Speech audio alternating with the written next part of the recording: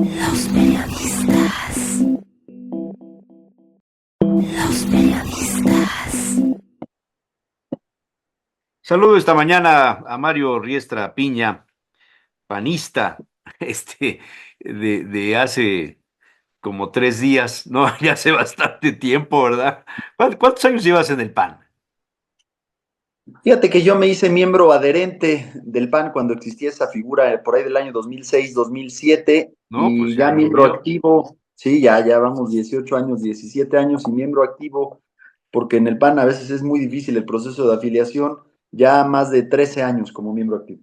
Sí, ahora estás inscrito para pedirle el voto a los delegados para conseguir ser el presidente del comité directivo estatal de tu partido. Un asunto que ha generado pues polémica en los medios periodísticos, entre columnistas, redes sociales. Se habla de grupos, dos grupos por lo menos, el tuyo y el del otro candidato. Realmente, ¿por qué quieres ser presidente del PAN? ¿Qué es lo que le propones tú a la militancia? ¿Hay algo que destaque? Pues mira, eh, ¿por qué, por qué quiero ser presidente? Pues porque veo que las cosas están mal de Acción Nacional. Y el PAN es el primer partido de oposición en el país, pero no va a convertirse en una opción de gobierno si no le otorgamos a la ciudadanía nuestra mejor versión disponible. Decía Carlos Castillo Peraza que no debemos de culpar a la maldad ajena de los errores propios. Sí, el resultado electoral pasado fue desastroso porque hubieron siervos de la nación, programas sociales, porque el Instituto Estatal Electoral jugó en favor de un partido, por muchas cosas, pero también debemos de poner sobre la mesa lo que el PAN dejó de hacer, las omisiones que tuvo, los errores que llevó a cabo. Y en ese sentido, pues hace 3 años tomamos como partido la decisión de tener como dirigente a Augusta Díaz de Rivera y yo creo que nos quedó debiendo después de 3 años de su gestión y platicando con los diferentes grupos, porque yo no diría que hay dos grupos, yo creo que hay muchísimos más grupos. De hecho, yo venía haciendo equipo pues con Eduardo Rivera, no es una diferencia personal, es una diferencia política. Él nos pidió el apoyo hace 3 años en favor de Augusta Díaz de Rivera y yo le decía que esa decisión había sido pues desafortunada en sus resultados y que en esta ocasión yo creo que había que priorizar enviar a los mejores cuadros a la dirigencia y ahí es donde me parece que hay una visión de control contra una visión de competitividad y crecimiento que nosotros estamos buscando. Por un lado, hay un panismo que busca seguir mirándose el ombligo, seguir queriendo administrar la militancia, tener delegados no que busquen a los mejores perfiles, pero que sí administren a los 10 miembros activos de tal o cual lugar. Y yo creo que así no vamos a ganar. Yo creo que este país vive una situación de emergencia democrática, se está cayendo a pedazos. La semana pasada desaparecieron los órganos autónomos, ya no va a haber división de poderes con la reforma judicial. Y si el PAN no se pone las pilas, el agua va a encontrar su nuevo cauce a partir de una candidatura independiente, un nuevo partido o un jingle. ¿Y en qué sentido creo que el PAN dejó de hacer las cosas bien? Bueno, tuvimos una dirigencia de escritorio estos 3 últimos años, no una dirigencia de territorio. Si tenemos 40 comités directivos municipales, 50 comités directivos municipales en todo el estado vivos, es mucho, los demás son de chocolate, son fantasmas. No tuvimos una dirigencia que fuera oposición eficaz, que incidiera en la agenda pública, que abanderara las causas que le duelen a la gente. No fuimos oposición inteligente. No hubo inclusión, sigue priorizándose una visión de grupo, la onda grupera que decimos en el PAN, donde antes de ver quién es el mejor candidato, vemos de qué grupo proviene. Eh, Nos alejamos de los jóvenes. El promedio de edad del PAN es de 51 años y el promedio de edad de los mexicanos es de 29 años de edad. Tenemos que acercarnos a las universidades, a las prepas. Y algo muy importante y que creo que ha sido uno de los más importantes cánceres del PAN, importamos el dedazo. El PAN siempre se había distinguido por sus prácticas democráticas y ahora todo es acuerdos cupulares. Y yo creo que la democracia es parte de la solución, nunca es parte del problema. Entonces, me parece que ese es parte del diagnóstico y que la otra alternativa pues representa la opción de la continuidad. Y nosotros hemos hecho un ejercicio de mucha política, sumando no a un grupo, a muchos grupos. Ahí está Carolina Boregar, Humberto Aguilar Coronado, Mónica Rodríguez de la Vecchia, hoy anuncia que se suma Roberto Grajales, Blanca Jiménez, en fin, Jorge Aguilar Chedraui, un grupo muy plural de panistas que a veces no hemos coincidido, pero que hoy tenemos un diagnóstico similar. Un panista de más de 60 años me comentaba el otro día cuando le pedí que me describiera qué pasaba en su partido. Me dijo, el PAN se ha convertido en un partido de cuotas y de cuates. ¿Es correcto esto? Sí, yo creo que bajo esta dirigencia se afianzó este fenómeno. Tuvimos candidatos que no tenían los méritos para hacerlo en diferentes distritos, pero que representaban a un grupo. Y eso implicó cerrarle la puerta a ciudadanos que quizás hubieran tenido más fuerza. Y ahí es donde te reitero que vemos un sector del partido que está más enfocado en el control y no en la apertura, porque la apertura implica confiar en nuevos talentos, abrirse a la ciudadanía, buscar la competitividad, aunque no sea con gente de nuestro grupo. Y yo creo que ese es el desafío del PAN en este momento. No ver de qué grupo somos, sino ver quién es el que le gana a Morena.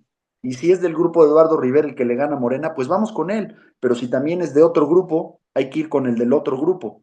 Lo que no podemos hacer es poner gente que represente a un segmento de acción nacional, pero que sabemos que va a ir a fracasar.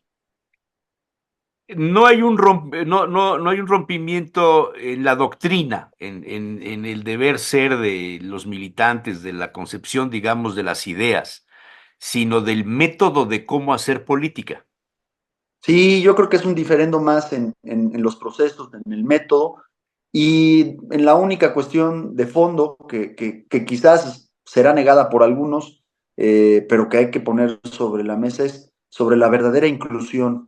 Porque aunque en el discurso todos decimos que somos incluyentes, la verdad es que la inclusión o es verdadera o no lo es. La inclusión es como el embarazo.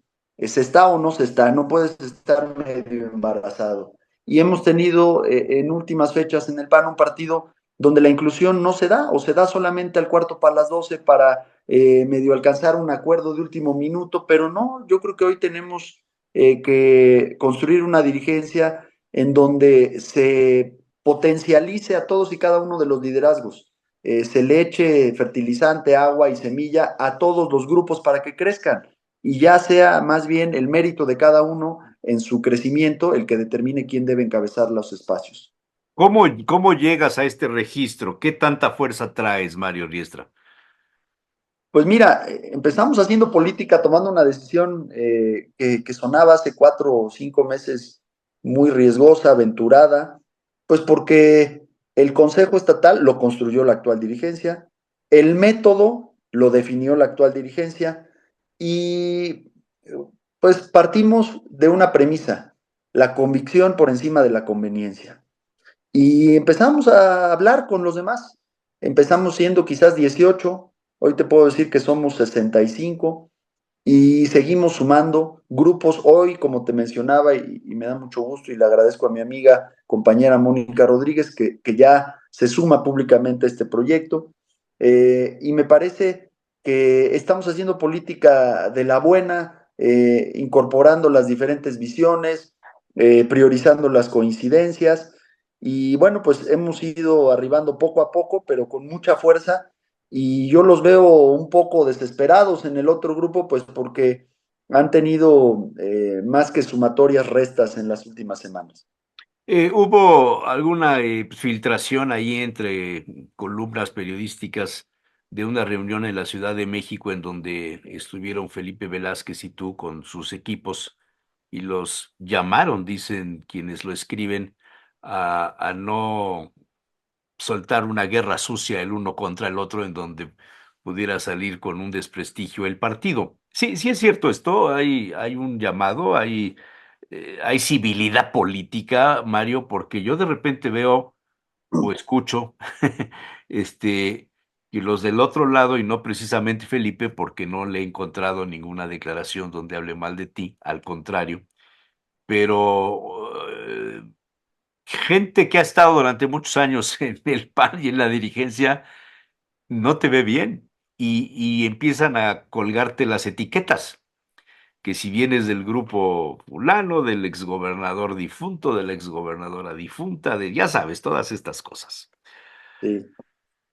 Pues mira, sí, sí, claro que se dio, la reunión fue pública, realmente no fue un trascendido, nosotros mismos la subimos a nuestras redes, la dirigencia nacional nos convoca y yo creo que los llamados a la unidad nunca sobrarán.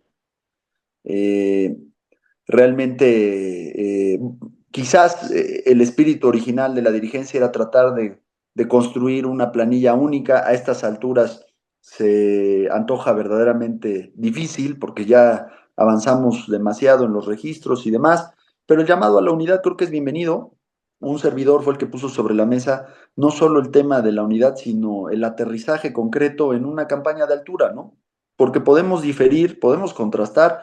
Yo les decía, incluso podemos, pues, poner sobre el debate público nuestro desempeño, pero nunca temas personales, nunca especulaciones. Y en ese sentido el llamado fue a que todos los que estábamos ahí y nuestros respectivos equipos, pues pudiéramos hacer un esfuerzo de centrar el debate en estos temas. Por ahí, por ejemplo, y lo pongo como un ejemplo muy concreto, el domingo se aventó una muy desafortunada declaración Adán Domínguez, en donde pues empieza a abordar temas que no tienen nada que ver, y en la mesa todos coincidimos que ese es precisamente un ejemplo de lo que no se debe de hacer. Entonces, me parece que el debate se tiene que centrar en estos temas, en el diagnóstico, en la propuesta, en los atributos. Se vale decir, oye, esto creo que se hizo mal, pero lo que no se vale es inventar cosas, difamar, una guerra sucia, y por ahí versó la reunión en términos constructivos, hay que decirlo, y yo creo que eso es positivo. Y sobre estos calificativos, yo te diría, querido Jesús Manuel, mira, a mí me ofrecieron para estar del otro equipo, me garantizaban la candidatura a la alcaldía en 3 años, me ofrecían espacios, y yo lo único que respondí es que creo que no habría viabilidad en ninguna candidatura en el 2027 si no tenemos una buena dirigencia. Con una dirigencia como la que tenemos actualmente, más vale mejor ni ser candidato, porque realmente el trabajo fue desastroso. Yo creo que la prioridad tiene que ser el partido y no el 27, tiene que ser el trabajo ya, porque si algo hace bien Morena es trabajar permanentemente. A mí me ofrecieron prerrogativas, espacios. A Genoveva le hicieron lo mismo, le ofrecían varias secretarías. Entonces, me parece que es un error este discurso en el cual si estás conmigo te purificamos y eres un ángel, pero si difieres y tienes la osadía de irte a competir, eres un demonio. Esa dialéctica me parece que no solo es simplista, sino más bien obedece a un régimen al estilo de la Gran Inquisición o de los nazis, donde se tiene en un grupo el monopolio de la pureza y de la verdad. Y yo creo que la política no es así. O sea, si hay un grupo que se manifiesta públicamente como el monopolio de la verdad dentro del PAN, hay este cacicazgo, podríamos llamarle. Pues no se atreven a manifestarlo así, pero cuando te invitan a estar aquí reconociendo tu valía y cuando critican el que no hayas aceptado y empiezan a adjudicarte calificativos, pues me parece que están recurriendo a esa estrategia, ¿no? Es la manifestación. Ujú. Dime una cosa, las elecciones últimas, que no saliste triunfador, eh, ¿tienen algo que ver con este deseo de que quieres ser presidente? ¿Hubo cosas que viste tú en el partido que no funcionaron y que por eso el municipio de Puebla, pues digamos en términos no electorales con números, pero de percepción, pues los poblanos son de la capital son panistas, no son de otro partido, ¿no? Hay un espíritu que siempre ha alimentado a la Claro. militancia panista. Entonces, como que resulta extraño, ¿no? Que haya perdido el PAN. Sí, te pongo un ejemplo muy concreto. En la encuesta que hicimos en diciembre del año pasado, enero de este año, La marca del PAN valía en el municipio de Puebla, gobernado por el PAN, la zona más urbana de todo el estado, valía 11 puntos porcentuales. Ese fue el piso que me entregó la dirigencia. Y yo creo que es un error sentirse Superman y creer que en 5 meses un candidato va a revertir el trabajo que no llevó a cabo una marca durante los 3 años previos. En ese sentido, hay que recordar que en el 2023 Morena tapizó el Estado con miles de espectaculares lonas y bardas y nuestra dirigencia actual priorizó la utilización de los recursos para construir un edificio de 14 millones de pesos. Entonces yo creo que ahí están chuecas nuestras prioridades. Creo que debimos de haber construido una marca potente, acercarnos a la ciudadanía, haber construido una mejor estructura territorial, apostarle la formación de nuevos cuadros y no a los ladrillos que no nos aportan ningún solo voto. ¿Y se sabe quién fue el ingeniero o constructor del edificio? Fíjate que la cosa Porque está tan grave a veces hay que seguirle que, la pista al dinero, ¿no? pues sí, como dice un dicho que a mí me gusta mucho en algunas ocasiones utilizar, lo que no es lógico es metálico.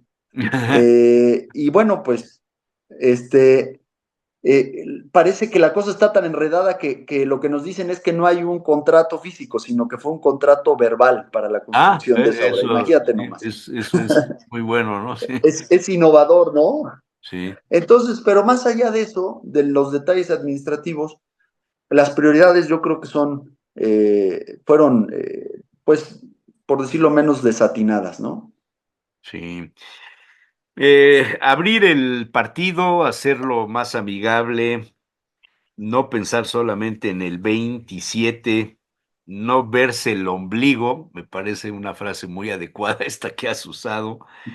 ¿Esto es posible en las condiciones en las que estás ahora, si ganas? Sí, es absolutamente posible. El PAN lo ha hecho en el pasado, el PAN siempre ha sido el que más le ha abierto la puerta a la ciudadanía. Ahí está Maquío, ahí está Gabriel Hinojosa, ahí está Luis Paredes, ahí está Enrique Cárdenas, ¿no? En esta Claro. elección, por cierto, no nos abrimos a la ciudadanía, había gente de la ciudadanía que quería participar. Tenemos que regresar a esa apertura, tenemos que revisar nuestros métodos de afiliación para hacernos más cercanos, tenemos que ir por liderazgos genuinos en segmentos en los que le cuesta entrar al panismo. Te pongo un ejemplo, el sector indígena. Yo estoy seguro que Abandonado, ¿no? Abandonado. abandonado. Yo como que esta dirigencia la veo, perdón por la palabra, no me gusta, pero la veo muy fifí. Sí, la verdad es que las cuotas indígenas tienen que ser verdaderamente indígenas. Y yo sí creo que tendríamos que hacer algo así como una cruzada para encontrar, por ejemplo, a nuestra Eufrosina Cruz poblana, que las hay. Hay mujeres valientes, entronas, guerreras, que se rompen el lomo por construir una mejor comunidad en sus municipios, ¿no? Pero tenemos que ir al encuentro de ellos, porque además, por ley, y qué bueno que así sea, pues tenemos que postular candidatos de estos grupos demográficos. Claro. Oye, ¿cuándo es el día en el que votarán pues los consejeros? ¿Ya hay fecha? Yo leí que Ya, 15 de noviembre se abre, el 15 de diciembre se cierra, pero no sé si hay una fecha para votar. Ya, digamos, la convocatoria salió el 15 de noviembre, el 25 de noviembre se cerró la convocatoria para las inscripciones, solo hubo 2 inscripciones, ahorita estamos en un proceso de 5 días de validación de la documentación, después vendrán 15 días de campaña entre el 1 de diciembre al 15 de diciembre y el 15 de diciembre ya está convocado el Consejo Estatal para sesionar de manera presencial. Domingo 15 de diciembre se tomará la decisión. ¿Y es voto con la mano alzada? ¿Es un voto secreto? ¿Cómo es este proceso, Mario? Todavía los detalles están por ultimarse, pero deberá de ser voto secreto con urna. Realmente por el número, es un número muy manejable de electores, que no debería de existir ningún tipo de pretexto para que no se garantizara la secrecía, que es un valor importante en el sufragio, ¿no? O sea, el mismo día 15 de diciembre sabremos quién es presidente. Claro, sin ¿Y duda. qué se esperaría el 16? ¿Cómo va a amanecer el partido el 16? ¿Dividido? sumado, ¿los perdedores se sumarán o habrá rencores, resentimientos? ¿Cómo vislumbras ese 16 de diciembre? Mira, yo, Que yo, por yo lo cierto decía, comienzan las posadas. sí, yo lo decía en mi registro el domingo. Estoy ocupado en ganar el 15 de diciembre, pero estoy más preocupado en no romper los puentes, no romper el diálogo y poder facilitar la reconstrucción del PAN el 16 de diciembre. Me parece que hay que reconocer que el grupo de Eduardo Rivera seguirá siendo un grupo valioso, que el liderazgo de Eduardo Rivera seguirá siendo un liderazgo valioso, y que para el triunfo en el 2027 nos necesitamos todos. Necesitamos ver la manera de, pues, gestionar mejor nuestros talentos, ponernos a trabajar todos, y poder ir construyendo un equipo de lujo para enfrentar al verdadero enemigo que es Morena. Entonces, con mucha prudencia, claro, tenemos que tener esta contienda donde habrá pasiones, pero sin empezar a afectar las decisiones posteriores. Oye, ¿y quiénes están contigo en la planilla? Son dos nada más, ¿verdad? Los cargos, presidente Son, y son, secretaria. son 7 ¿A siete? integrantes más presidente y secretaria, o sea, son en general 9 cargos. eh, y bueno, pues hay panistas de este lado destacados, como Filomeno Sarmiento, ¿no? Panistas del interior, como Eulogio Salas, en fin, gente joven, como Connie Muñoz, como Carlos Blanco, en fin, tratamos de hacer ahí un crisol Mm, representativo pues del panismo, ¿no? mm. Que tiene pues presencia en todo el estado, en todos los grupos sociodemográficos, etcétera, etcétera. Genoveva Huerta es tu Genoveva compañera Huerta, como claro, secretaria, ¿no? es mi compañera de fórmula y a quien le agradezco su generosidad y pues su disposición a Que construir, ya ¿no? fue además presidenta, ¿no? Ya fue presidenta, ha sido legisladora varias veces. La verdad es que tiene mucha experiencia y creo que además, pues el haber pasado por ahí nos va a ayudar a tener información y a no cometer quizás errores del pasado y a tomar mejores decisiones. Claro. Esta es una pues, entrevista que estamos grabando Mario Riestra y su servidor el 26 de noviembre a las 9:55 de la mañana. Pasará el día miércoles 27 de noviembre a las 8 de la mañana en el programa de los periodistas. Y hoy por la noche, hablando en el futuro de mañana, miércoles, estarás en la noche con nosotros en el programa que tenemos Rodolfo Ruiz, Javier, pues Gutiérrez y yo, Cuchara, Cuchillo, Tenedor, con Felipe Velázquez. ¿Va a ser un debate? ¿Habrá diferencia en las ideas? ¿Qué esperas del debate de hoy en la noche, Mario? Un debate No, que, bueno, por cierto, tú eres bueno para debatir y en la última vez que tuvimos chance de platicar contigo te propusimos un debate con Pepe Chedraui. Por desgracia no, pues no se pudo conseguir, pero bueno. no aceptaron del otro lado, hay que aclarar, pero Sí, no, yo creo exactamente. que Felipe, Eh, Felipe, me parece que es una buena persona, es una persona seria, madura, respetuosa, y yo estoy seguro de que mañana habrán coincidencias, también habrán algunas diferencias, pero diferencias no en términos personales, en términos de visión, en términos de diagnóstico, ¿no? En términos de propuesta, y eso creo que es sano, porque cuando uno ve cómo se toman las decisiones en otros partidos, como en Morena, con el 99% de la unanimidad, pues realmente o todos piensan igual o uno piensa por todos, ¿no? Y en el PAN es un partido vivo y alguien me decía que, y me parece una tesis importante, que la democracia en los países democráticos depende en gran medida de la calidad de la democracia interna del primer partido de oposición. Entonces, yo mm, creo que tiene que haber esta vida en el partido de oposición para poder incidir después de manera más eficaz en el sistema político en general, ¿no? por lo menos con congruencia, ¿no? Así es. Pues me quedo con esta frase, convicción por encima de la conveniencia. Así es. Muy bien. Mario, muchas gracias. Gracias, querido Jesús Manuel, de verdad te Nos aprecio vemos en la mucho. noche y espero que Claro, de aquí al 15 de diciembre, si te es posible, unos minutos más en otra entrevista. con mucho gusto. Abrazos Muchísimas sinceros. gracias. Muy amable. Mario Riestra.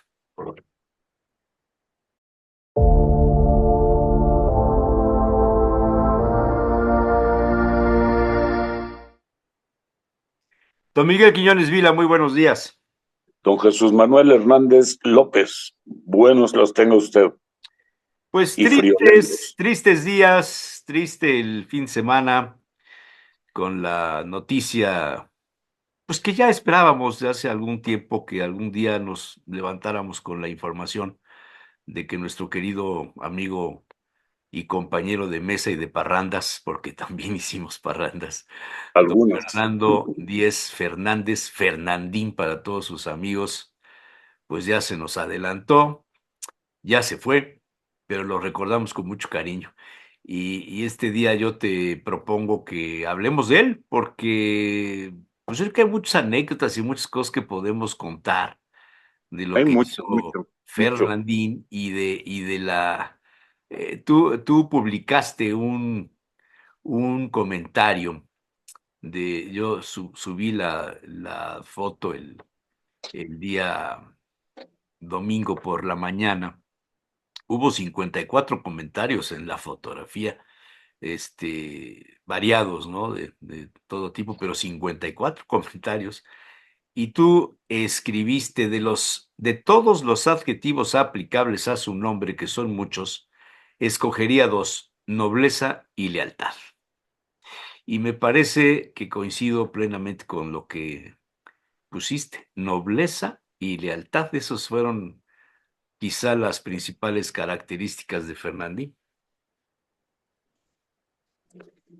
Totalmente de acuerdo. O sea, Fer era un hombre muy noble, muy abierto, muy transparente, con ideas siempre antepuestas al bien de los demás antes que al propio, y muy leal a sus amigos, a sus pensamientos, a su familia y a las circunstancias que lo envolvían.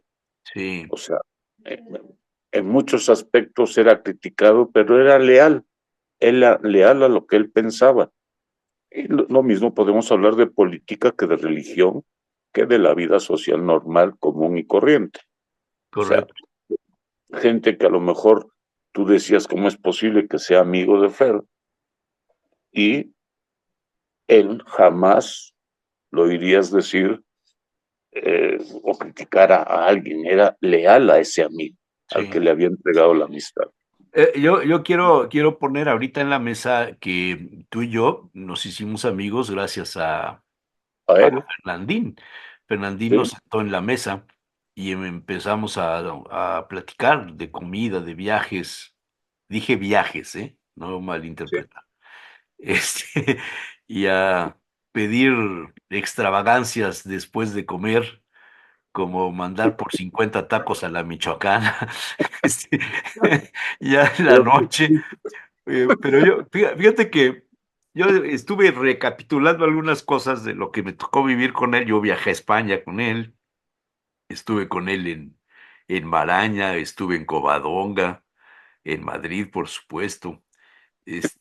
Convivimos mucho, mucho, mucho, mucho en la mesa y platicábamos mucho de comida y todo, pero Fernandín tenía eh, una afición por la divulgación de lo nuestro y de lo español leonés, porque su papá era de de León, Maraña, de de León, Maraña. reino de León, ¿no? Que siempre nos burlábamos de él y decíamos, pero tu mamá era asturiana, y entonces es un cotorreo ahí de estas cosas. Pero cuando se dedicó en el centro abarrotero, que fue el negocio que fundó su padre, y se dedicó a importar vino con el nombre de 10, el vino 10, ¿te acuerdas? Sí, Todo claro. el mundo decía, pero Fernandín, ¿pero quién te va a comprar ese vino con ese nombre? Y el vino estaba bueno, el Reserva estaba bueno. Y luego trajo el Don Suero y el Señorío de Nava. Y Y, señorío de y nos, Nava. y nos metió una cantidad de productos y de cosas, y quién sabe cómo le hacía. Un día trajo a Prada Tope, al gran empresario, agricultor, etcétera, de la Y zona de Astorga, De Prada trajo cosas de exquisitas. pimientos, Los pimientos de Prada eran una de Prada maravilla. muy Las buenos, y castañas, las las castañas castañas y en los Orujo. orujos y todo. Pero hay una cosa que a mí personalmente me emocionó mucho cuando un día me mandó, pues no sé si 2 o 3 cajas con botes de mole de chito Éxito. mixteco, 10, el apellido, 10. A mí Le me dije, mandó también, le dije, oye, Fernandín, ¿y esto de dónde lo sacaste o qué? Y me contó la historia. Alfredo Suárez, que era muy amigo de él también, de Empacadora San Marcos, un día le puso como reto Fernandín que hicieran el mole de chito y lo envasaran para mandarlo a los Estados Unidos. Esto fue por allá de 1980, quizá, un finales de poquito los más tarde. 80 o 90, Sí, más cercano a los 90. más cercano a los 90. Y resulta que el mole de chito Mixteco 10 no pudo venderse en los Estados Unidos porque el registro de la no sé qué de la FDA de la quién sabe cuánto descubrió que en el chito había pelo de rata de campo. Claro, el chito se Era, secaba al sol. Y entonces, ese fue uno de los impedimentos por los que el mole de chito no se pudo exportar. No sé si sabías eso. sí, era esa y otra circunstancia. El peso del envase rebasaba los límites permitidos por la FDA. Ah, eso no sabía. Y Sí, entonces me eran mandan las los latas. gastos. Yo dije, ¿yo qué hago con esto? Cuando yo era niño, mi abuela hacía mole de chito, entonces a mí me encantaba el mole de chito, ma, y cómo lo extraño, caray. De repente le digo a Tere, hazme mole de chito, y me pone una cara que no veas, y entonces dije, no, pues sí, Fernandín tenía razón en haberlo envasado. Y un día, que ya era tarde, estábamos en una reunión de esas que organizábamos de 30, 40 personas, y al final, pues, ¿qué pides? Como en las bodas, los chilaquiles. No sé si Chilaquiles. estabas ese día. Y Sí, entonces chilaquiles de mole de chito. hicimos unos sartenes de los que usamos para la paella. Hicimos unos sartenes y dieron el mole de chito con los totopos como si fueran chilaquiles y aquello fue un éxito tremendo, man. Y entonces se volvió costumbre, man, hacer los chilaquiles de mole de chito mixteco 10. Qué curioso, ¿verdad? Te voy a decir una cosa, bueno, ya pasó la tradición esta, pero Fernandín, centro abarrotero, compraba todo el chito que producía Íñigo García Peral, En el Tehuacán, que en la hoy Hacienda La el de Carlota. Tehuacán. Exactamente, que ahora él lo está tratando de impulsar, pero hablamos de cantidades infinitamente superiores a las que manejan ahora de huesos y de espinazos, ¿eh? O sea, hablaba de cantidades muy importantes de chito, que venían en unas pacas que él mandaba envasar también, o que se las pusiesen en sacos como de 5 kilos, porque venían muchos de los inmigrantes y cuando venían a visitar a la familia, se lo llevaban. Era el gran mercado del mole de chito y del chito en sí. Ujú. Y yo recuerdo que Ferro me decía, es que todo lo que produce García Íñigo, todo se lo compro yo porque a veces no nos alcanza. Era y Íñigo era el máximo productor, no era cualquier productor de chito.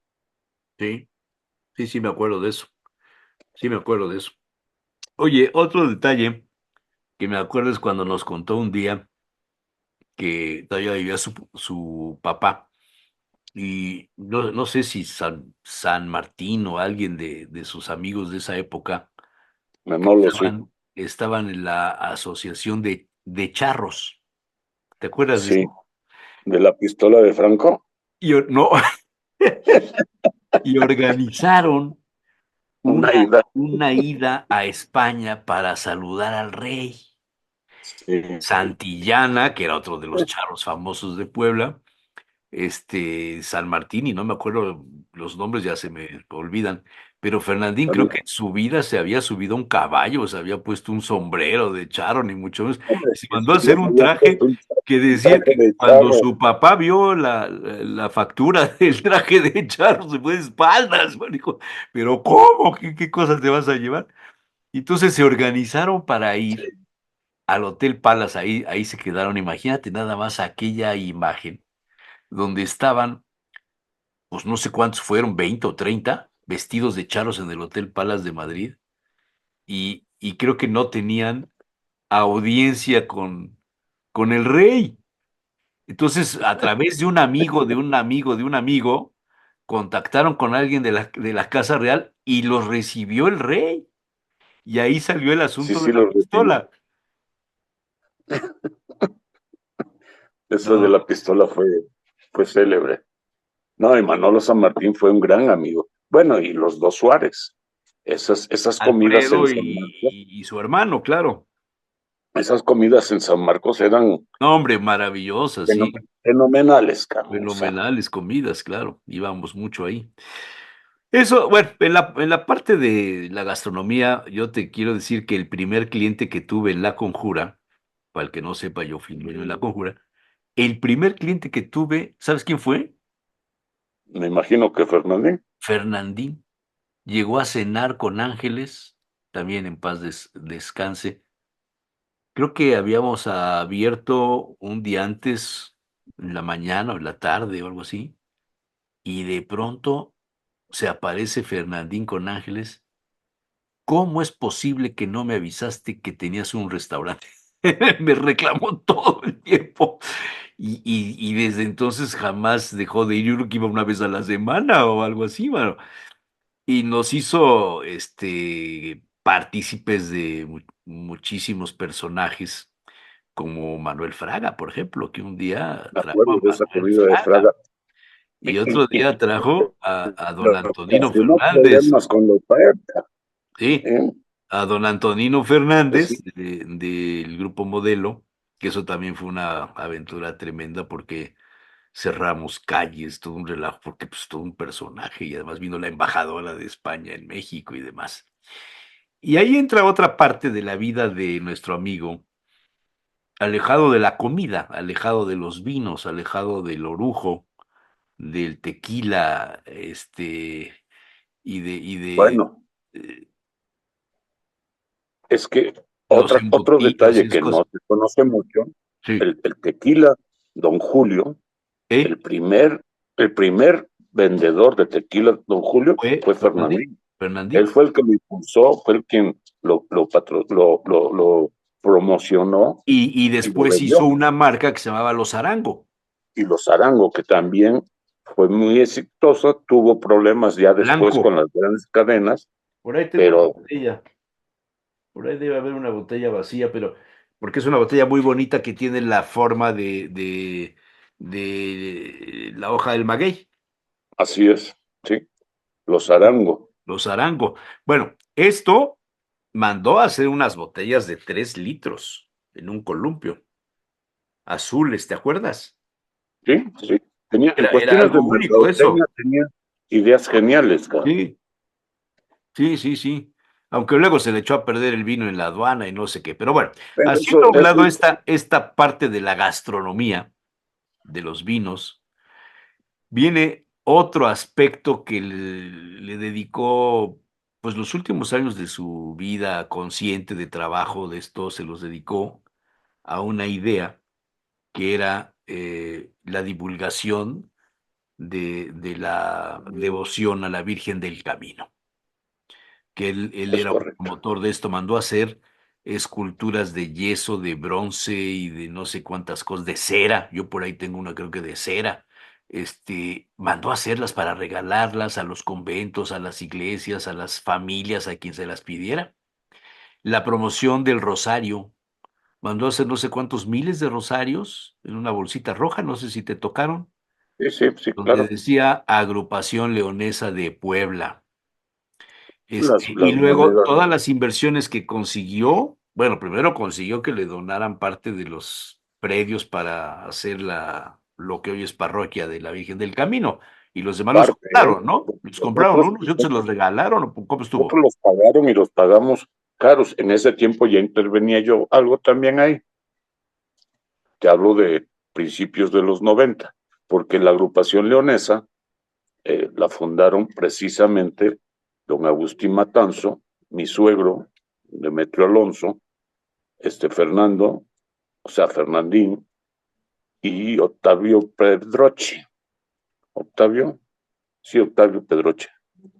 Esos fueron los realmente iniciadores. Bueno, también estaba Isidoro y Raimundo Alonso, Ajá, así de la época que me acuerdo. Raimundo Padre, Raimundo Padre. Sí, sí, y Isidoro también, bueno, Sí. Isidoro falleció el hijo también.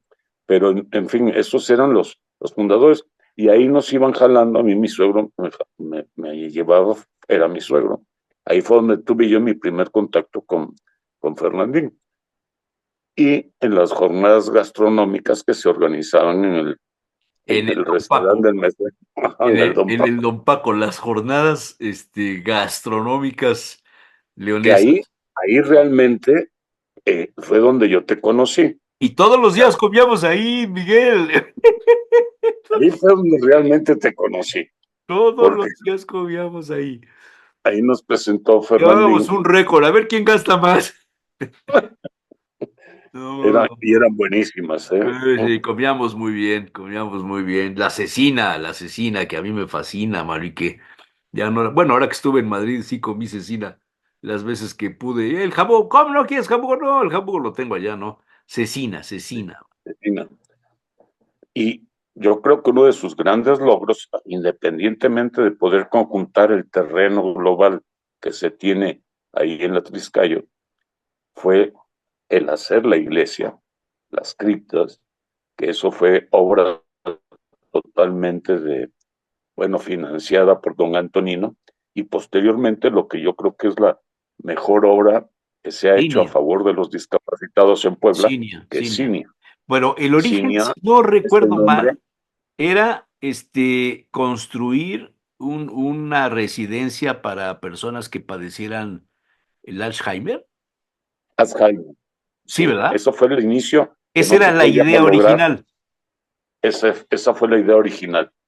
Al no poder llevarse a cabo, porque realmente el tema del Alzheimer era muy delicado, sobre todo en esos inicios, y había la clínica más importante en España, era una que llevaba el nombre de Reina Sofía. Sí. Y vinieron gente del tratamiento de Alzheimer de esta residencia de la Reina Sofía, asesorar y decirnos cómo se podía hacer y todo. Ya no se llevó a cabo también por cuestiones de liquidez, o sea, de una inversión realmente muy grande, y ya don Antonino, que ya estaba en sus últimos ayeres, pues se había clavado totalmente sobre los discapacitados, que la idea original, y sigue siendo, es que no recibe donativos de nadie, ni Sí, hubo un en sacerdote, especie ni en no dinero. voy a Todo está, mencionarlo, no voy a mencionarlo, pero hubo sí, un sacerdote que quiso devolver un dinero a través de un donativo a Cinia y lo dejaron sí. en la puerta. Sí, Y no se recibía donativos de nadie. Si no daba, si no alcanzaba a generar los recursos suficientes con su operación, había un fideicomiso que don Antonino y después su sobrino Carlos han ido manteniendo y preocupándose por el desarrollo de Cinia, que está muy bien manejada por el hijo de Fernandín, sí, por su supuesto, hermano, por que lo supuesto. lleva realmente pues, con una constancia y una dedicación tremenda. Y además con una humildad, porque no hay protagonismo, que esto es No otra hay cosa nada. muy importante, que Aquí también Fernandina sacarían el ayudaba a una huevo y la cantidad gallina. de gente, a las monjas, a las mercedarias, bueno, traía las series de la lotería del gordo de Navidad de España y todo lo Para que ayudar a las cobraban de monjas. más era para las mercedarias o sea, son cosas que la gente de Puebla no sabe ¿No? bien. Y no sé cómo se llaman las monjas de Santa Teresa de Calcuta, que También las ayudó son mucho, claro, religiosos, claro. y la verdad también los apoyó muchísimo. Sí, sí. Oye, algunas anécdotas así de que se me ocurre ahorita. Un día se murió Pepe Iborra y el consulado quedó así como que acéfalo, el Esa fue consulado una, de España. Esa fue una muy dolorosa para Fer, la ¿Lo puedo verdad. contar o no lo cuento? Claro que sí. Sí, porque chino Entonces no. resulta que Fernandín tenía unas relaciones en la Embajada de España en México a muy alto nivel. Y De en hecho, prácticamente todas las asociaciones fuera de Puebla, así de es, la así colonia es, española. así es, así es. Y entonces Fernandín, que su idea de toda la vida era unir a las agrupaciones españolas, las agrupaciones, el Círculo Español, la Beneficencia, el Parque España, los Leoneses, no sé qué otras, te La las sabes, ¿no? Fundación Gabriel Pastor. La Fundación Gabriel Pastor, unirlas a todas en una sola entidad y trabajar en el beneficio de Puebla. Y ahí No se tanto así, atravesaron no algunos tanto como intereses. unirlas, no tanto como unirlas en una sola entidad, sino unirlas en la cooperación para el sostenimiento de todas. O sea, Exacto, que no tuviese, en ese entonces la que más sufría, había dos, el Círculo Español y la Fundación Gabriel Pastor, a Gabriel que era Pastor, la que más recursos requería. sí, Entonces, esa era, la idea original era esa, así es, ayudar, así es. porque había Pero ahí mucha gente dentro de la Fundación Gabriel Pastor, hubo enemigos internos que no viene al mano caso negra, mencionar, no viene al caso.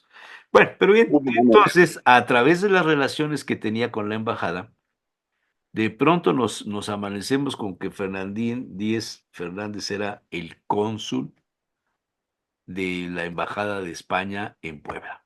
Honorario. Honorario, sí, porque no cobraba ni un centavo. Así es como se le llama. No cobraba ni un centavo. Y resulta que fue primero Julio, ¿verdad? No, Julio fue después. Julio Julio, se quedó ya Julio, en Julio lugar fue después. de Bueno, Fernando. entonces, pone las oficinas del consulado en el centro abarrotero ahí en la 14 Poniente. Entonces, pues nadie quería ir ahí, todo el rollo. Y nos contaba cada cosa Fernandín que decía, mira, vienen por la pensión, porque la embajada les daba pensión a las viudas de la guerra y a los cascos azules y a las no sé qué tantas cosas. Y se llegaban en unos coches último modelo con chofer a exigir, a pelear los $100 o lo que les dieran. Tenían derecho, Tenían derecho, pero, pero en una pero actitud que decías tú, oye, pero el, qué el onda, modo, man. el modo era, puta, la verdad, el peor. Y ahí nos Pero ese enteramos no de fue, muchos chismes, ¿verdad? exactamente, y ese no fue el peor de los casos, porque bueno, el FER sabía cuando se quiso meter en este asunto que iba a tener gente que lo iba a criticar, sobre todo por tener que estaba muy bien montada, pero igual que Iborra tenía el consulado en las oficinas de su agencia de viajes, pues se lo puso en sus oficinas del centro abarrotero. Claro. Lo único que podían criticar era la ubicación, porque la oficina estaba muy bien montada y Sí, además con pero todas bueno, las atenciones. simplemente pues estaba en un abarrote en medio de chiles secos y latas y botellas y envases de aceite y todas esas cosas, ¿no? Pero fuera de Con eso, pues, Manolete.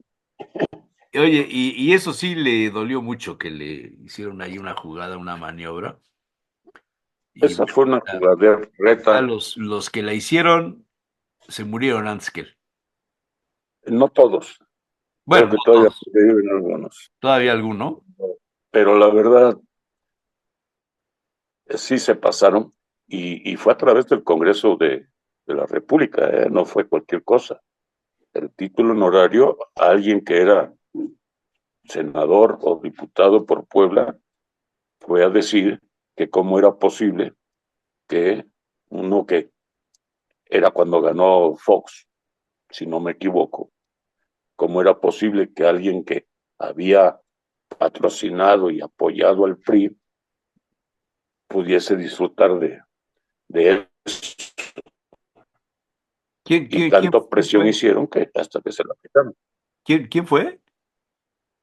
No, no lo voy a decir, pero sí lo sé. ¿Senador? O sea, ¿Senador? sí, o diputado.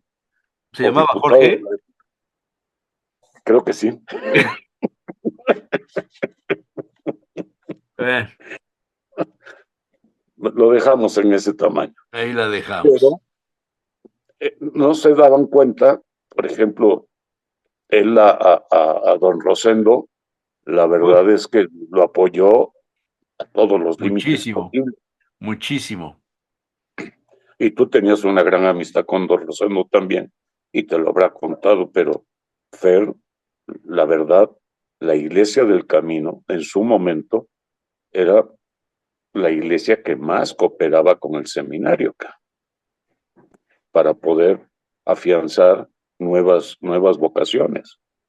Aunque hubo también por ahí alguna mano negra que tantito para acá y tantito para allá, pero jamás tocó la agrupación leonesa un centavo de lo que se captaba por limosnas o eventos, No, bautizos yo o pienso que la agrupación leonesa le costó dinero a Fernandín toda la vida. mucho dinero, pero además decían que con la iglesia se mantenía la agrupación y es mentira. Y no La era cierto. agrupación, la agrupación se mantiene de donativos, si es que los hay, Pero todavía hay y agrupación leonesa porque antes funcionaba ahí arriba de las oficinas sigue estando ahí porque de además está parroquia. el tema de las criptas siguen siendo de la agrupación leonesa ¿Y ahora y las venias quién la lleva la de agrupación? la agrupación. No, la lleva el mismo Ferdi. Ah, Ferdi. Ok. Sí, sigue estando, él lleva todo lo que es el control, están las mismas secretarias de hace De toda la muchos años, vida.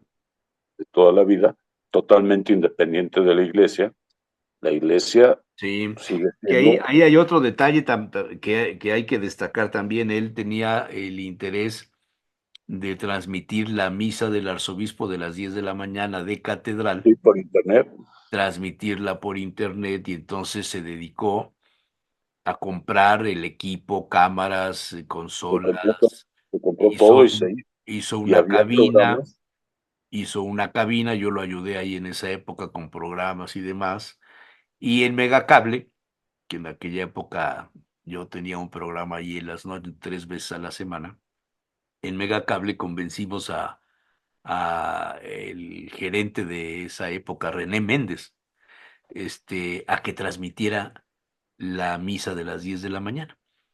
Y costó un relajo tremendo. Nosotros teníamos que proporcionarles la señal y ellos la divulgaban. Y sí, como no podíamos, porque era muy costoso en aquellas épocas, lo que hicimos fue grabar la misa y salir corriendo con el cassette de la grabación a Megacable para que la subieran a las 12 del día en retransmisión, mano.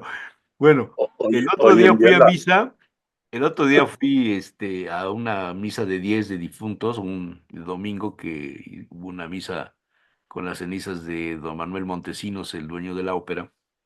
Y así, fuimos y entonces vi, oye, la cantidad de cámaras y de transmisiones de estaciones de radio, de Televisa, de Canal Azteca, o sea, que todo el mundo transmite la misa de las 10 de la mañana del arzobispo. Y dije, el primero que tuvo fue, esa idea fue Fernandín, sí, sí, ya es cuando un hizo programa, Radio TV del Camino. sí, Radio Televisión del Camino. Y también fue, que es otro detalle que no toman mucho en cuenta, porque una cosa es la iglesia, la otra cosa son las criptas, pero después está la casa parroquial. Y ese departamento costó mucho dinero para que el sacerdote que fuese párroco de la iglesia tuviese a su disposición un departamento digno que está montado con todo lo que pueden requerir. Es un departamento que ya lo quisieron muchos para vivir. Sí, Eso sí, no era dentro del proyecto original, eso ya fue extensivo. sí, No, sí, hay sí. muchas cosas. Sí, luego, pues, ves que tuvo caídas, se tropezó, se cayó, luego se volvió a caer en su casa y entonces empezó ya a alejarse de la vida social y ya fue La debacle vino cuando primero una ya no lo vez que fui pudimos ver a de nuevo. finanzas, fue a finanzas Ah, esa fue la primera y caída, en la ¿no? Que venía bajando las escaleras fue que la dan a la primera. calle, la En la explanada esa. escalinata de finanzas resbaló. Él desgraciadamente siempre padeció de la vista. Él tenía operación en los dos ojos de córnea, cosa que no es normal. Y sí, no disfrutaba de buena vista. Por cualquier circunstancia se atoró en la escalinata, se cayó y se fracturó el hombro y el brazo. Y eso fue el principio Del de la deterioro. debacle. Del Sí, deterioro. del Sí, deterioro, sí. porque Pues mira, sufrió después 2 o 3 más caídas. te tengo una sorpresa. A ver, veamos. Mira, esta es una grabación que no me acuerdo cuándo la hicimos, en una visita de Santiago de Santiago. Espero que el Puta. sonido se escuche bien. A ver, ¿por qué no? Todo el mundo diciendo cosas. Uy, se atoró. Sí, pues, para sacarme a mí. A ver. Santiago, Fernandín Díez, Sí, pero no quiere caminar. ¿Por qué? pues porque el que sigue soy yo. No, pero A ver, ¿por qué no? Todo el mundo diciendo cosas congruentes. Ahí está por don favor. Miguel. Hugo Sánchez, padre Hugo Lira. Sánchez. ¿Ahorita? ¿En qué idioma la va a hacer? Ah, está. Válgame. Oye, Padre Lira. saludos, Santiago, porque... Saludos. Ahí te voy a mandar este video, vas a ver qué bien sale esto. Ah, ya me acordé por qué fue esta comida.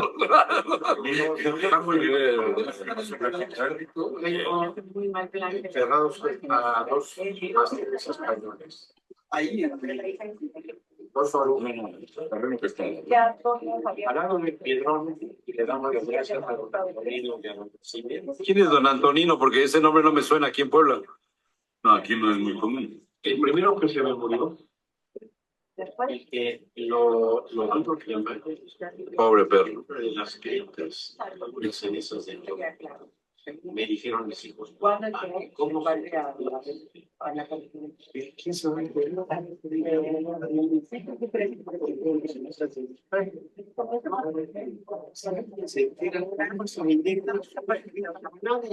No, y se han dedicado a decírselo a medio mundo, ¿eh?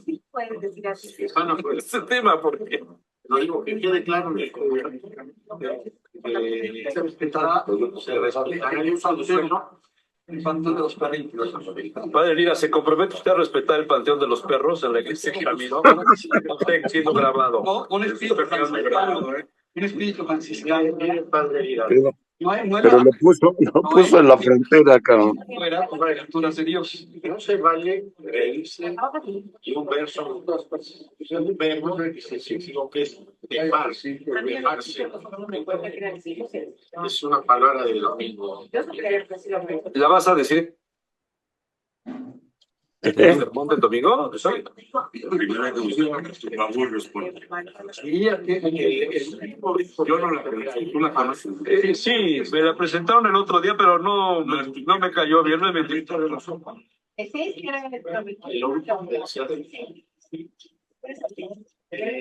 Me lastimé todo el grupo era cachetón, es cachetón. Después me rompí el húmero y él también arriba la paletilla. ¿No has pensado en que tu mujer sea bruja y les haya hecho brujería a los dos? Sí, no está quedando grabado, ¿eh? Of course, mejor. A lo mejor fue Nacho. Cachetes de... Él y yo tenemos, bueno, mismos cachetes, así, la sombra política del Westín español, igualita. Digamos, bien, arenillas, arenillas.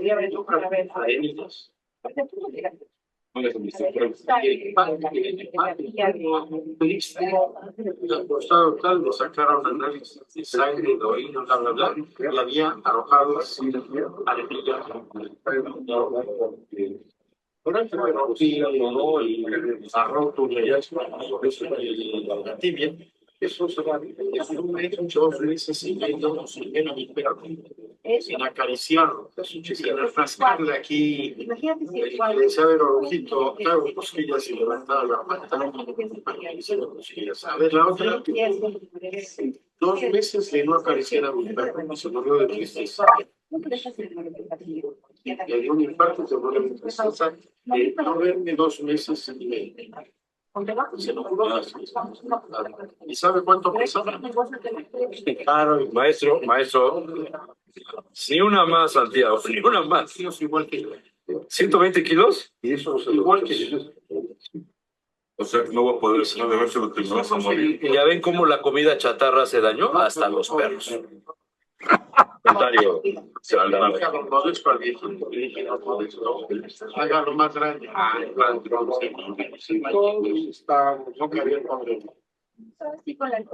Ahí está el primero grupo de León España. Yo no, creo que eso amerita una escultura, ¿no, Santiago? Una escultura del perro Orujo.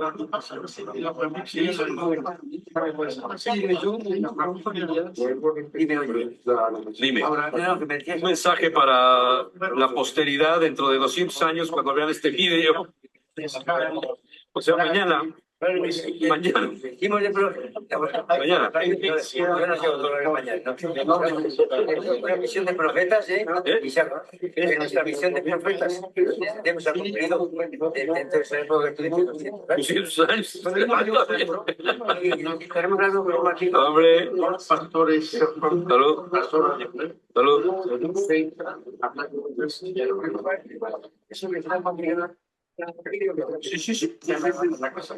Bueno, digan adiós porque ya no quiero grabar, ya me cansé. Adiós. Hasta luego. Pues esto no sé cuándo lo grabamos. Yo te voy a decir cuándo se grabó. Fue o cuando se le Yo encargaron tenía el cabello Santiago. negro, tú tenías barba, estabas más delgado, vivía Santiago en Santiago. Tú estabas más joven, cara. Oye, y el padre Lira todavía era padre nada más, ya es arzobispo, cabrón. Sí. O obispo. Fue cuando entregaron los bustos de don Antonino y de don Mesinia acá. ¿Ah, sí? ¿Te acuerdas que Fer encargó a Santiago, le encargó los bustos de los dos, los tenía en la oficina para entregárselos en una ocasión que iba a ir don Antonino a visitar Cinia y la iglesia? Y bueno, la agrupación leonesa. Esa fue. Y nos faltó el detalle de los perros. Fer era un enamorado de los mastines, sí, por eso español. dejé el video al último, porque ahí habla de su pasión, los perros. Sí, tenía, que según él era mastín leonés. La realidad es que es mastín español, pero yo lo fregaba Pero él mucho. decía que era mastín leonés. Mastín leonés. Y llegó a tener 7. Sí, ahí en la esquina y en el patio. Todos en la azotehuela, arriba en su casa, en el segundo piso, en la azotehuela los tenía. El más querido era del que está hablando, Orujo, pero también casi todos tenían nombre de algo de alcohol. Brandy, Orujo, tequila, así se llamaban los mastines. Preciosos, unos animalotes, unas bestias que si abrían el hocico, corrías, porque no sabías lo que iban a hacer. Y era el perro que usaban la parte de Maraña, de donde era el papá de Fer, se dedicaba mucho a la trashumancia. Y estos mastines eran los que los llevaban los trashumantes para contrarrestar la acción de los lobos. El mastín defendía a la manada del ataque de los lobos. Casi siempre iban con unos collares, porque el lobo atacaba la yugular y los mastines la tenían protegida con collares que le ponían los trashumantes. Sí. Estas historias, la cantidad de yeguas que llevaban eran impresionantes. O sea, la zona de Maraña y Riaño todos se dedicaban prácticamente a la trashumancia. el Río Sol.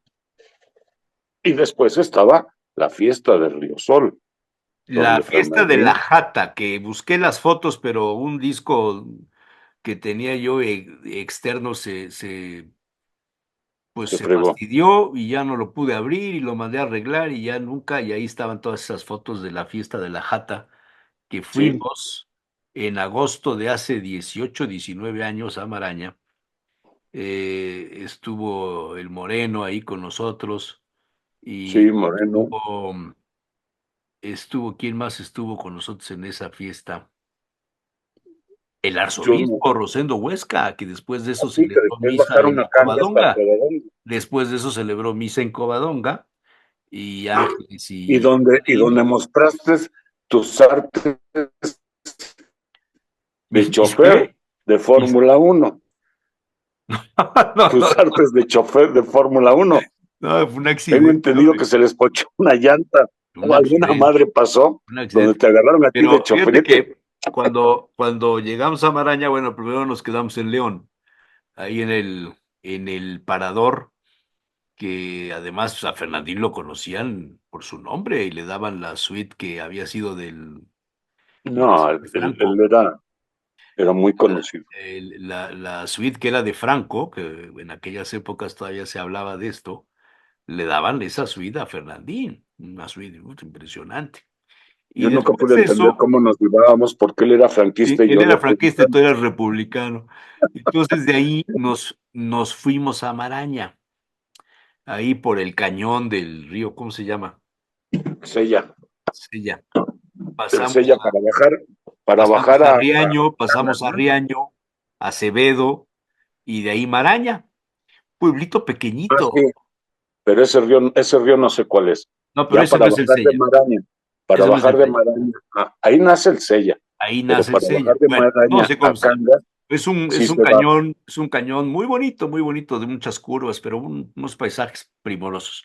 Y entonces llegamos a Maraña, el arzobispo celebró ahí misa, y ahí cuando salimos, pues, las fotos esas, pues ya las perdí, man. Pero había una placa en la calle, no la carretera, no el camino real, digamos así, que desembocaba hasta Río Sol, Calle viniendo de Fernando Díaz. Acevedo, viniendo de Acevedo, sino la calle paralela que salía de la puerta de la iglesia se llamaba calle Fernando Díez, Sí, sí, sí. por su papá, Sí, claro, sí, era por su papá. su papá. Es Dios, que era la adoración de Fer, o sea, Fer, la verdad veía por los ojos de su papá. sí, sí, Era, sí.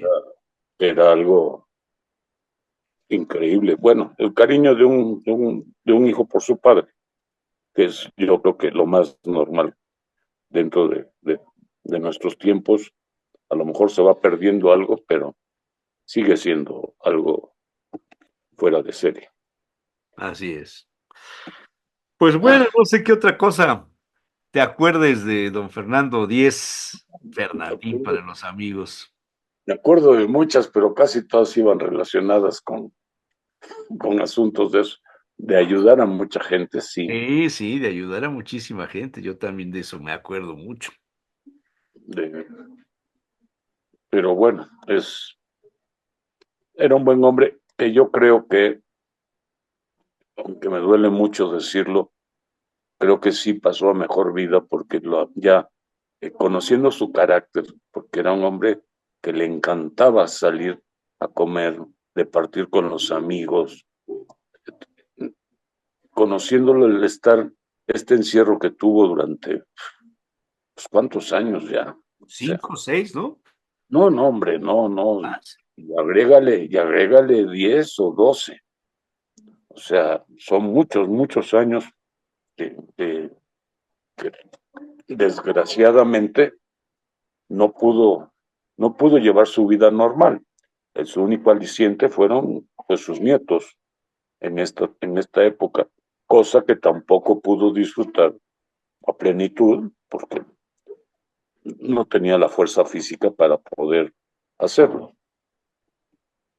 En fin, se fue un buen y gran Bueno, hombre. un buen amigo, un buen hombre. Y bueno, pues quisimos, Miguel y yo, dedicarle el espacio que normalmente tenemos los miércoles en el programa, pues a su recuerdo, a hablar de él, a contar cosas que nos acordamos, quizá al rato nos brinque a la memoria alguna otra cosa, alguna otra anécdota que ahorita se me escapa. Es que en esa mesa donde estábamos sentados con Esa era la mesa Santiago, que le gustaba. es donde desfilaba gente. Sí. O sea, los comunes éramos Fer, tú, Hugo y yo. Esos éramos los de cajón. Sí. Y después venían los anexos, conexos y laterales. Y los que iban y venían, que Tanto según en el la iglesia interés, como según la el interés. política. Exactamente. Según el interés. Sí. Bueno, don Pero Miguel, pues honramos a nuestro amigo así es. Fernandín. Bien, bien merecido. Bueno, pues nos vemos la próxima semana, que ya será diciembre. ¿Ya estás listo para las posadas? Sí, ya estoy listo. Mis compiches del café y de los otros abuelos del Maguey, que es un restaurante que tiene quinin, quieren ya sacarme de casa porque el día 22 cumplí un año encerrado. Sí, ya. Ya me quieren sacar y entonces ya les dije que el día 5 de diciembre, sea como sea, Es jueves. sí, voy a ir a comer con ellos. Muy A bien, ver cuánto nos juntamos. muy bien. Por supuesto, si quieres ir, pues te diré. Pues si es gratis, sí, porque pues... No. Ya ni las puñaladas, chingado. Ya las puñaladas cuestan un chingo de lana. Ve cómo está el tema de los, ¿cómo se llama? De lo que dicen que ya no hay. Estos que te piden que cooperes cada mes para mantener a sus hijos. Miguel, un abrazo fuerte. Igualmente, un súper abrazo. Y buen programa, me gustó. Bueno, Y ese, si puedes, mándamelo. Sí. Es un buen recuerdo. Con mucho gusto. Para que te vea yo joven. Son A dos mí- videos. A mí me dijeron, En la misma mesa, el mismo día, pero este era el mejor. si te quieres ver joven, sácate una foto, porque Me la voy a hacer, sí. Y tú, si te quieres ver delgado, también te la... también tengo que sacarme una foto de hace 50 años. Por ahí Claro. tengo una que no la encuentro, donde estás con un blazer azul marino. Creo que es la única vez que te he visto en la vida con un blazer, hermano. Y si me viste con corbata, eso ya fue un milagro. No, sin corbata, creo, sin corbata. Pero bueno. Pero a lo mejor, no, cuando vino Fraga, no me acuerdo por qué habrá sido. Ni cuando fuimos con el arzobispo, ¿te acuerdas que fuimos ahí al seminario? Ajá. Donde no fui bien visto por Por alguno. ya sabes quién. No se dicen nombres ya.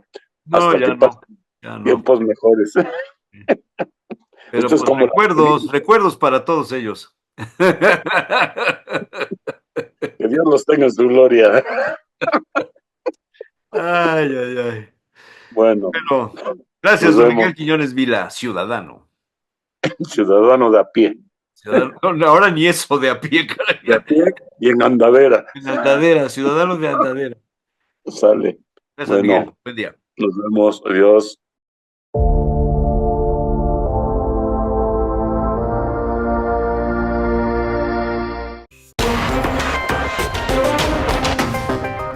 Bienvenidos, bienvenidas a Aquí América, el espacio de France 24, donde repasamos en profundidad las historias más importantes de nuestro continente. Comenzamos con los títulos.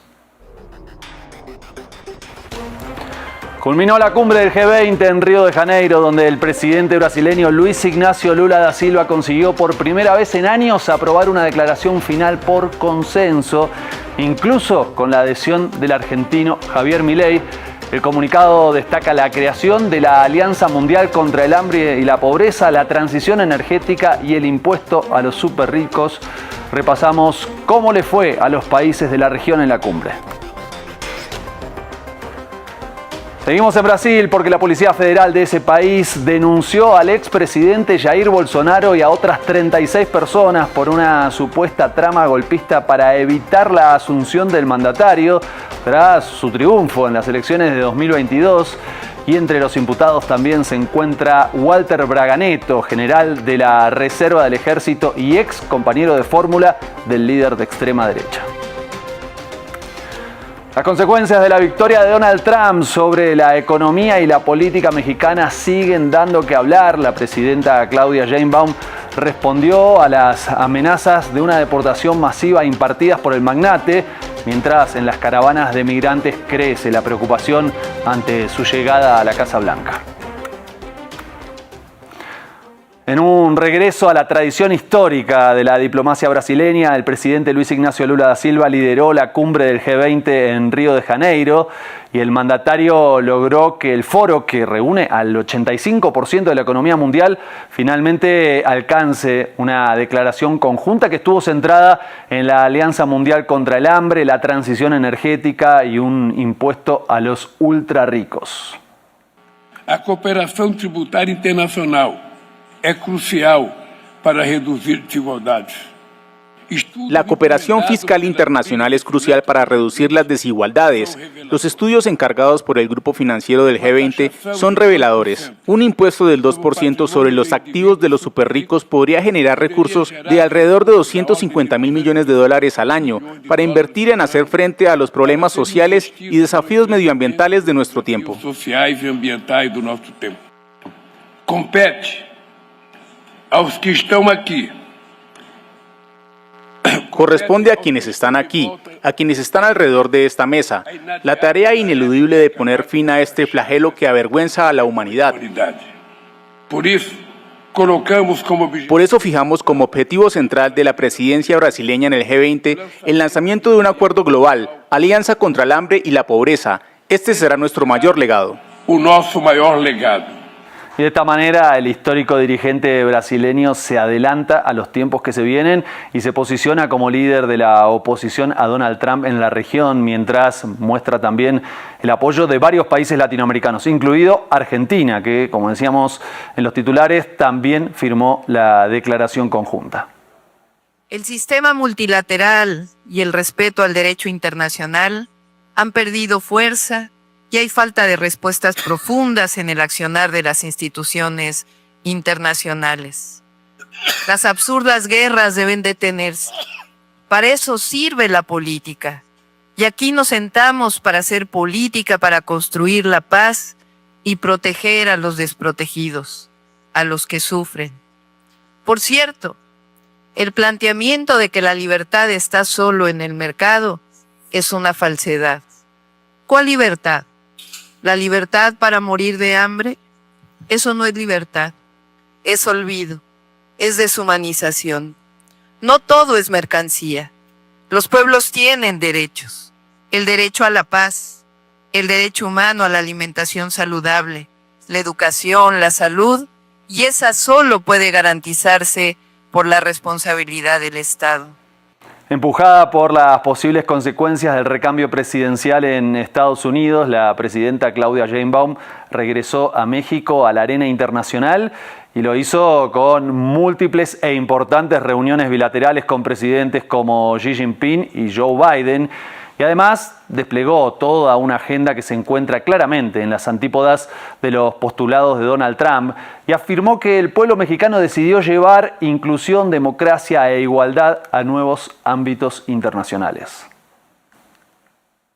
Bueno, mientras se espera la llegada del líder republicano a la Casa Blanca, el principal defensor de las propuestas de la extrema derecha a nivel mundial en esta cumbre fue ni más ni menos que el presidente argentino Javier Milei, quien más allá de sus habituales repercusiones mediáticas no consiguió tener demasiado éxito entre las 20 potencias más importantes del mundo y sus ideas disruptivas quedaron prácticamente en el aire ante la intensa presión que ejercieron, entre otros, las diplomacias de Brasil y de China, que son determinantes en el rumbo económico del país austral. Gracias al presidente Lula y a Brasil que me invitaron a este foro Es la segunda vez que un presidente colombiano viene de su fundación, presidente Santos primero, y ahora yo, que quiero hablar a nombre de una parte de la sociedad colombiana que espero sea su mayoría. El hambre, si no hay hambre en el sur, no hay migración del sur hacia el norte. Bueno, hay que decir que el presidente anfitrión se nutrió del apoyo y la inclusión de varios líderes regionales, como es el caso de quien estábamos viendo en pantalla recién, el colombiano Gustavo Petro, también el boliviano Luis Arce, el paraguayo Santiago Peña y el chileno Gabriel Boric. Y para culminar este informe, quiero aclarar que una de las incógnitas más importantes será dilucidar cómo se llevarán adelante las intenciones que quedaron plasmadas en esta declaración, algo que, bueno, el propio escrito no lo aclara. Como anticipamos en los títulos, la Policía Federal de Brasil denunció a Bolsonaro por los delitos de abolición violenta del Estado Democrático de Derecho y golpe de Estado, además de asociación ilícita. Y además del mandatario se acusó a otras 30 personas, entre las que se encuentra el general de la Reserva del Ejército y compañero de fórmula del ultraderechista. Él es Walter Braga Neto. Ramiro Cuevar Verena nos cuenta más en el siguiente informe. Problemas judiciales para Jair Bolsonaro. El expresidente de Brasil fue acusado por los delitos de golpe de Estado, abolición violenta del Estado Democrático de Derecho y pertenencia a organización criminal, cargos que en conjunto pueden llevar penas de hasta 28 años de prisión. En tanto, la causa también refiere a un intento de asesinato contra Lula da Silva y su vicepresidente Geraldo Alckmin. La investigación de la Policía Federal llevó más de 2 años y nació a partir del levantamiento del 8 de enero de 2022. La Policía Federal concluyó el jueves la investigación sobre la existencia de una organización criminal que actuó de forma coordinada en 2022 para intentar mantener en el poder al entonces presidente de la República. Junto a Bolsonaro también están acusadas otras 36 personas, muchas de ellas de peso, como es el caso del exdirector de la Agencia Brasileña de Inteligencia, Alexandre Ramagem, y exministros como Braga Neto, general retirado, antiguo encargado de la cartera de defensa y compañero de fórmula del líder de ultraderecha, y Augusto Heleno, de la Oficina de Seguridad Institucional. Lejos de responder a los hechos que se le imputan, Bolsonaro puso en duda la seriedad de la causa y apuntó contra el líder del Tribunal Supremo, Alexandre de Moraes. El magistrado Alexandre de Moraes conduce toda la investigación, ajusta los testimonios, arresta sin denuncia, lanza redes para pescar posibles pruebas y tiene una asesoría bastante creativa. Hace todo lo que la ley no dice. Tengo que ver qué dice esa acusación, voy a estudiarla con el abogado, pero eso obviamente pasará por la Procuraduría, en donde comienza la lucha. No puedo esperar a nada de un equipo que usa la creatividad para denunciarme. La investigación estuvo sustentada por el incumplimiento del secreto telemático, telefónico, bancario, fiscal, colaboración premiada, registros e incautaciones. Además, la justicia afirma que cada miembro desempeñó un rol específico, lo cual ayudó a individualizar los cargos.